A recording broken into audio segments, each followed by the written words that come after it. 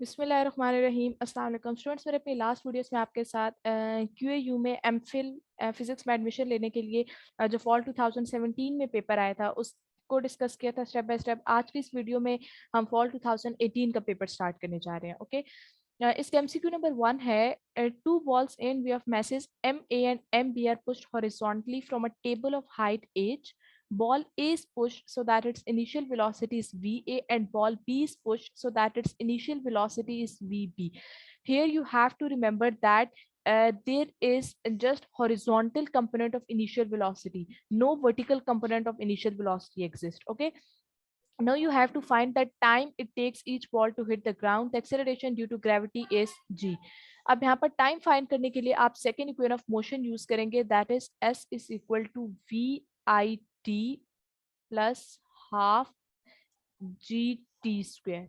Okay, अब यहाँ पर जो आपका एस है इस एस को आप रिप्लेस कर दें एच से, क्योंकि यहाँ पर हमें हाइट मेंशन है. ठीक है, जैसे मैंने आपको पहले ही बता दिया कि यहाँ पर हमारे पास vertical component of initial velocity नहीं है, हमारे पास horizontal component of initial velocity. तो ये जो आपकी टर्म है ये आपकी यहाँ पर जीरो हो जाएगी. ठीक है, क्योंकि यहाँ पर ये जो वी आई है ये vertical component of initial velocity को रिप्रेजेंट करे. ठीक है, तो यहाँ पर जो आपके पास एच है वो इक्वल आ जाएगा हाफ जी टी स्क्वायर के. तो यहाँ से आप इजीली टी डिटर्मिन कर सकते हैं, वो आपका आ जाएगा square root 2h over g. Here option B is your correct option. Okay, next MCQ number 2. A firefighter distanced from a burning building directs a stream of water from a firehouse at angle theta I above the horizontal as shown in diagram. If the initial speed of the stream is vi, at what height is does the water strike the building? Students, यहाँ पर मुझे आपकी थोड़ी सी attention चाहिए. अब ये जो आपका प्रॉब्लम है, ठीक है, ये अगर आपने मेरी वो वीडियो देखी हो जिसमें मैंने आपको बताया था कि आपने फिजिक्स की प्रिपरेशन कहाँ से करनी है, यानी आपने किन बुक्स को फॉलो करना है, इसके अलावा आपने किन किन चैप्टर्स को प्रिपेयर करना है. ठीक है, तो उस वीडियो में मैंने आपको सर्वे जेविड की बुक रेफर की थी. ठीक है, अब ये जो आपका प्रॉब्लम है ना, ये आपका प्रॉब्लम सर्वे जेविड का जो चैप्टर 4 है ये उसका प्रॉब्लम नंबर 21 है. ठीक है, ये एग्जैक्ट वही प्रॉब्लम है, आप इसको वहां से देख सकते हैं. ठीक है, ये मैंने इसका सोल्यूशन मैनुअल भी ओपन किया हुआ है. ठीक है, ये आपका प्रॉब्लम नंबर 21 है चैप्टर 4 का. ठीक है, और ये इसका हमारे पास सोल्यूशन है जिसमें उन्होंने आपको ये स्टेप बाय स्टेप करके दिया हुआ है, और यहाँ से एज आपके पास, ये आपके पास वैल्यू वैल्यू आ रही है, जो यहाँ पर आपका करेक्ट ऑप्शन बन रहा है ऑप्शन डी. ठीक है स्टूडेंट्स, अगर आपके पास ये सोल्यूशन मैनुअल नहीं है इसका, तो आप इसको इजीली सॉफ्ट कॉपी में डाउनलोड कर सकते हैं. मैं डिस्क्रिप्शन बॉक्स में आपको एक लिंक प्रोवाइड कर दूंगी वीडियो का. ठीक है, आप उस वीडियो को लाजमी देखिएगा, क्योंकि उसमें मेंशन होगा कि आपने कौन, आप इजीली जो लिंक आपको प्रोवाइड किया जाएगा आप उससे इजीली हर बुक, जस्ट फिजिक्स की मैं बात नहीं करी, अगर आप किसी और सब्जेक्ट की भी बुक डाउनलोड करना चाहते हैं तो आप वहाँ से इजीली हर बुक उसका सोल्यूशन मैनुअल डाउनलोड कर सकते हैं. ठीक है, और वो बिल्कुल फ्री ऑफ कॉस्ट है. ठीक है, मैं उसका लिंक आपको डिस्क्रिप्शन बॉक्स में प्रोवाइड कर दूंगी. Next MCQ number 3. A skater is spinning at an angular frequency of omega 1 with her arms and legs extended outward. In this position, her moment of inertia with respect to the vertical axis about which she is spinning is I1.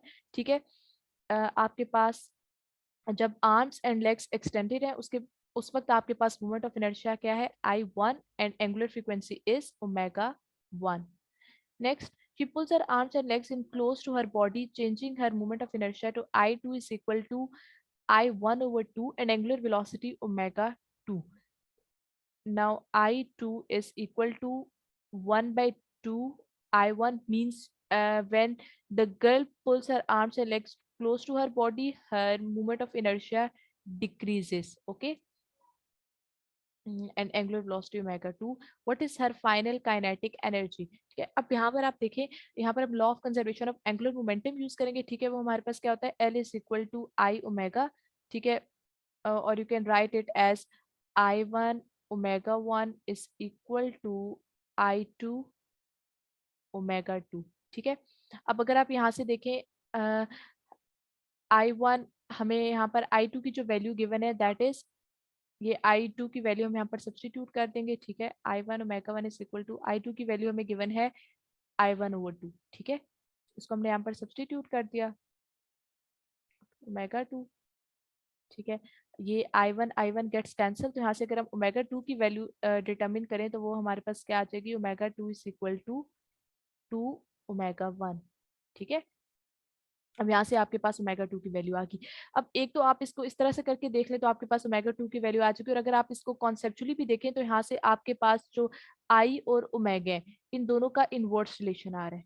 ठीक है, तो अगर आपका movement of inertia है वो decrease कर रहा है 1/2 टाइम्स, तो आपका जो ओमेगा है यानी आपकी जो एंगुलर वेलोसिटी है वो इंक्रीज करेगी 2 टाइम्स, और यही आपको यहाँ पर भी शो हो रहा है। मैथमेटिकली भी आप करके देखें तब भी आपको यही शो हो रहा है कि जो ओमेगा 2 है that is 2 times of omega 1। ठीक है, अब यहाँ पर हमने काइनेटिक एनर्जी फाइंड करनी है, तो काइनेट अगर हम इनिशियल काइनेटिक एनर्जी देखें, ठीक है, तो वो हमारे पास है इनिशियल काइनेटिक एनर्जी मीन्स जब आर्म्स और लेग्स एक्सटेंडेड थे। ठीक है, तो उस वक्त ये हमारे पास है half I1 omega 1 square, this is initial kinetic energy. ठीक है, इसको हम वन कह देते हैं। ठीक है, और अगर हम फाइनल काइनेटिक एनर्जी देखें तो वो अब हमारे पास होगी फाइनल काइनेटिक एनर्जी, इसको हम 2 से नोटेशन दे रहे हैं। ठीक है, हाफ, अब I1 सॉरी यहाँ पर अब क्या है formula, half I2 omega 2 square. ठीक है, इज इक्वल टू हाफ, अब यहाँ पर हम I2 और ओमेगा 2 की जगह उनकी वैल्यूज सब्सटीट्यूट कर देते हैं। ठीक है, ये I1/2 एंड ओमेगा 2 आपके पास है 2 ओमेगा 1 होल स्क्वेयर। ठीक है, इज इक्वल टू, अब यहाँ से 2 का स्क्वायर क्या आ गया 4, तो 4 हम इधर बाहर लिख देते हैं। ठीक है, तो अंदर ये आ जाएगा 1/2 I1,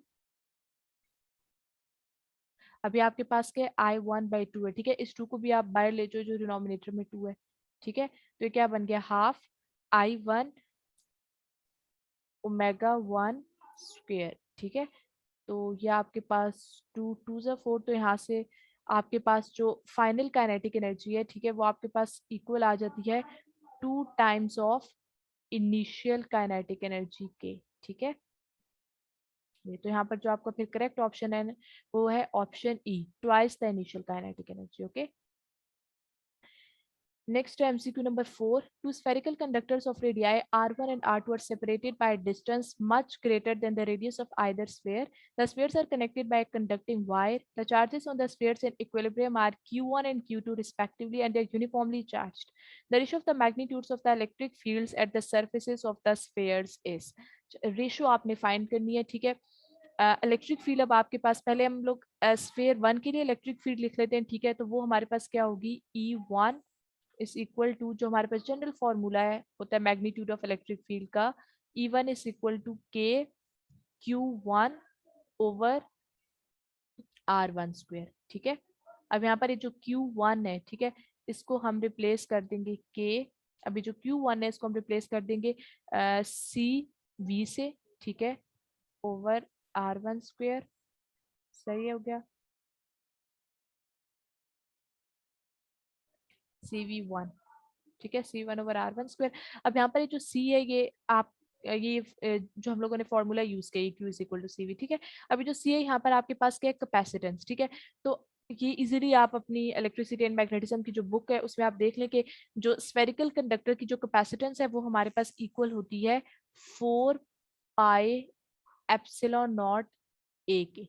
ठीक है, ये हमारे पास स्फेरिकल कंडक्टर की कैपेसिटेंस होती है। ठीक है, जैसे हम लोगों ने पैरेलल प्लेट की कैपेसिटेंस हमने फाइंड की हुई है। ठीक है, लाइकवाइज इसी तरह जो स्फेरिकल कंडक्टर है उसकी कैपेसिटेंस हमारे पास होती है 4πε0 ए, इसमें ए जो है बेसिकली क्या रेडियस है। ठीक है, अब यहाँ पर जो हमें रेडियस गिवन है, अगर हम फर्स्ट कंडक्टर की बात कर रहे हैं ना स्फेर, तो उसके लिए हमारा जो रेडियस है दैट इज R1।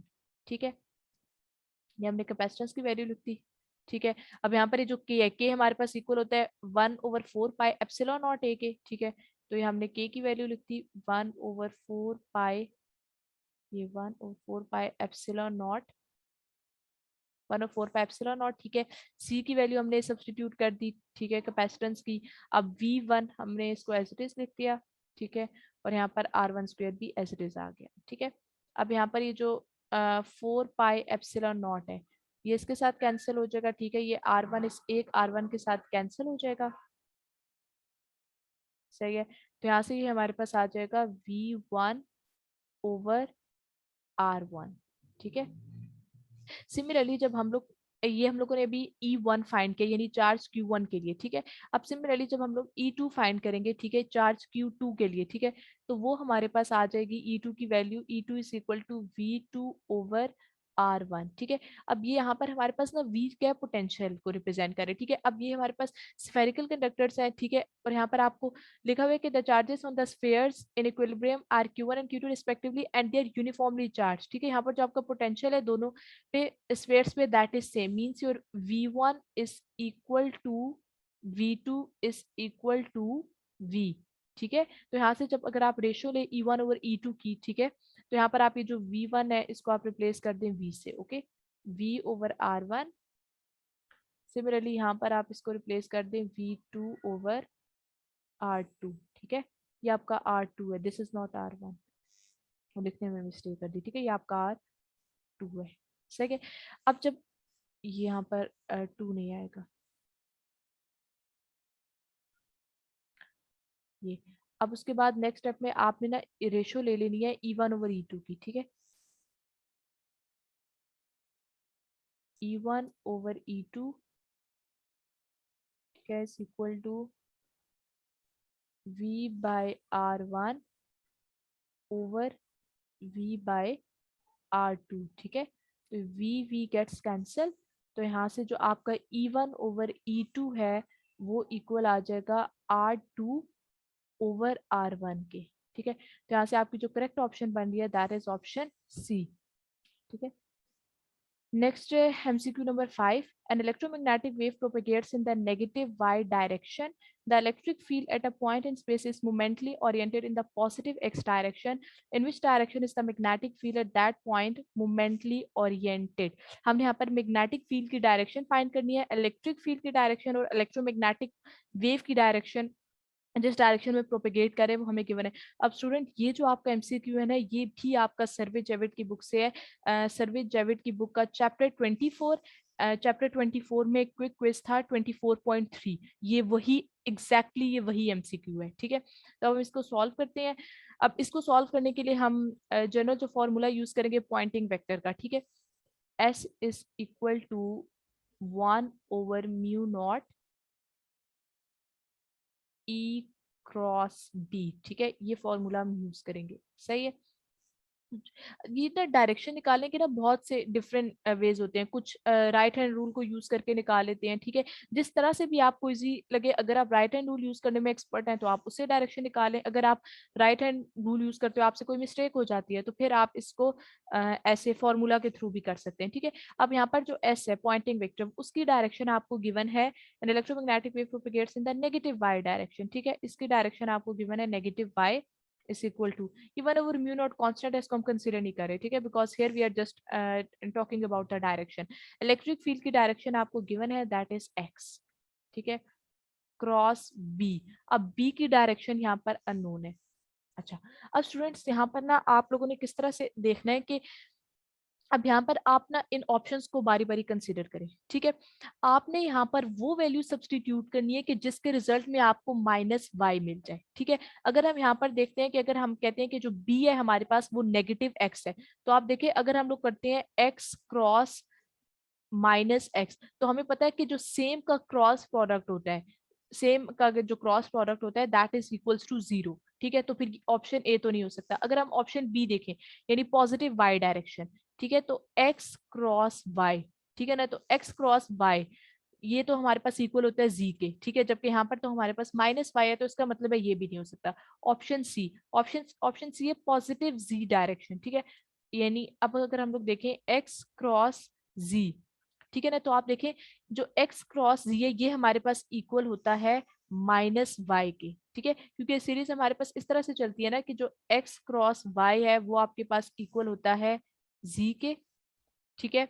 सिमिलरली आपके पास जो y क्रॉस z है वो आपके पास इक्वल होता है x के, ठीक है, और जो आपके पास z क्रॉस x है वो आपके पास इक्वल होता है y के, ठीक है। अब अगर इनमें से ना रिप्लेसमेंट हो जाए, लाइक अगर x cross y equal to z है, ठीक है, तो y क्रॉस x इक्वल होगा माइनस c के, similarly z cross y equal होगा माइनस x के, तो x क्रॉस z इक्वल होगा माइनस y के। तो it's mean here the correct option is option C. आज के लिए स्टूडेंट्स इतना ही इनफ है, इंशाल्लाह नेक्स्ट वीडियो में हम ये जो फर्दर एमसीक्यूज हैं इनको डिस्कस करेंगे।